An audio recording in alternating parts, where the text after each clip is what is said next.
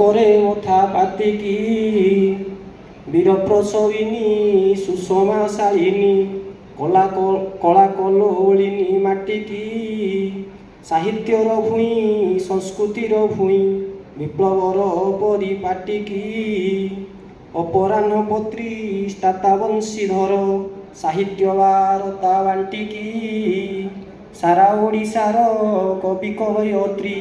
একত্র কলে খটি খটিকি এই মাটিকি প্রণাম করে মথা পাতিকি। ବାଲେଶ୍ୱରରୁ ଆସିବୁ ମୋ ଛାନିଆ ମାନେ ଦେଖା କରି ଆସିବୁ ଟିକେ ଦେଖା କରି ଯିବୁ ଆମେ ଗଞ୍ଜାମ ରହିଛୁ ମୁଁ ଭାବିଲି ବୋଧେ ଏଇଟା ସେଇ କାର୍ଯ୍ୟକ୍ରମ ହେଇଥିବ ଆଉ କ'ଣ ହେଇଥିବ ମାନେ ସାହିତ୍ୟ ଜଗତରେ ଗୋଟେ ଆରାଧ୍ୟ ପୁରୁଷ ଖାଲି ସାହିତ୍ୟ ନୁହେଁ ମୁଁ ଆମର ଓଡ଼ିଶାର ବରିଷ୍ଠ ପ୍ରଶାସକ ମାନେ କହିଛି ଯେ ତାଙ୍କୁ ଆଇଏଏସ୍ ଏକାଡେମୀରେ ତାଙ୍କ ପାଠଟା ପଢ଼ାଇବା କଥା ସେ ଏକାଧାରେ ସାହିତ୍ୟିକ ଥିଲେ କବି ଥିଲେ ସମାଲୋଚକ ଥିଲେ ବ୍ୟଙ୍ଗକାର ଥିଲେ ଏବଂ ଜଣେ ଦକ୍ଷ ପ୍ରଶାସକ ଥିଲେ ସମସ୍ତରେ ପୁରା କନସେନ୍ଟ୍ରେଟ୍ କରିବା ପାଇଁ ସମୟ ମିଳିନି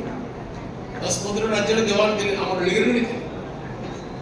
ନୀଳଗିରି ଯେଉଁ ରାସ୍ତା ଦେଖୁଥିଲେ ନୀଳଗିରି ପର୍ଯ୍ୟନ୍ତ ସେଟା ସେ ପକେଇଥିଲେ କଏଦୀ ମାନଙ୍କୁ ଆଣିଥିଲେ ନିର୍ମଳା ହାଟ ସେ କରିଥିଲେ। ଏବେ ଫକୀରମୋହନ ସେନାପତି ଯେପରି କୌଶଳରେ ବନ୍ଦୀଶାଳାରୁ ମୁକ୍ତ ହେଲେ ଧରଣୀଧର ଭୂୟାଙ୍କର ଏ ଗୋଟେ ଡିପ୍ଲୋମାଟିକ୍ ଏକ୍ସେଲେନ୍ସ କିନ୍ତୁ ଆମ ଆଇଏଏସ୍ ମାନଙ୍କୁ ଶିଖେଇବାକୁ ମାର୍କେଟ କ'ଣ କ'ଣ ହେଇଯାଉଛି ଅବାଞ୍ଛିତ ଭାବରେ ବିନା ରକ୍ତପାତରେ ଯୁଦ୍ଧ ଜିତିବା କୌଶଳ ଶିଖିବ ଶ୍ରୀକୃଷ୍ଣ ଶିଖିବ ଫକୀରମୋହନ ସେନାପତି ଛୋଟ ବର୍ଷରେ ବହୁତ କାମ କରୁଛି ପୁଣି ଭାଇମାନେ ହଠାତ୍ ଯାଉ ଯାଉ ଜଣେ ଲୋକ ମର୍ତ୍ତ୍ୟପୁରରୁ ଗୋଟେ ବାଟ ଭୁଲି ଯାଇକିରି ଦେବସଭାରେ ପହଞ୍ଚିଗଲା ଚାହିଁଲା ଚାରିପଟେ ଦେବଦେବୀ ମାନେ ଅଛନ୍ତି ଏଭଳି ଗୋଟେ ବିରାଟ ପ୍ରୟାସ ଯେଉଁ କରିଛନ୍ତି ବଂଶୀଧର ବାବୁ ତାଙ୍କଠି ତାଙ୍କ ପାଇଁ ମୁଁ କ'ଣ କହିବି ବୋଲି ମୋର ଭାଷା ମୁଁ ପାଉନାହିଁ। ତାଙ୍କୁ ଅନେକ ଅନେକ ସାଧୁବାଦ ତାଙ୍କର ମନୋବଳ ତାଙ୍କର ଏଇ ଯେଉଁ ପ୍ରବଳ ମନୋବଳ ଇଚ୍ଛା ଶକ୍ତି ଆଗରେ ମଥା ନୁଆଇବାକୁ ମନ ହେଉଛି।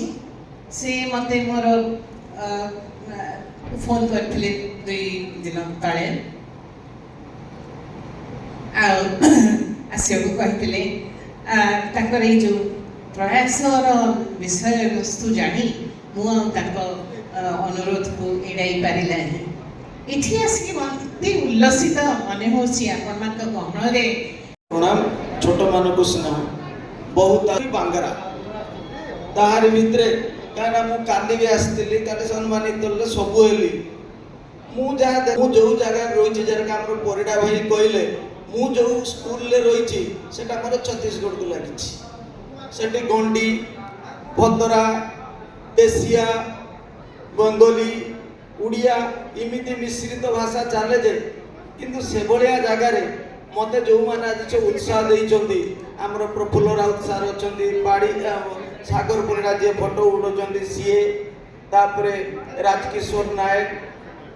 ଏଇଭଳିଆ ସମସ୍ତଙ୍କ ଉତ୍ସାହରେ ଯାହା ହଉ ଆମେ ସାହିତ୍ୟ ଚଲେଇଛୁ ସମସ୍ତେ ସେଇ ଅର୍ଥ କଥା କହୁଛନ୍ତି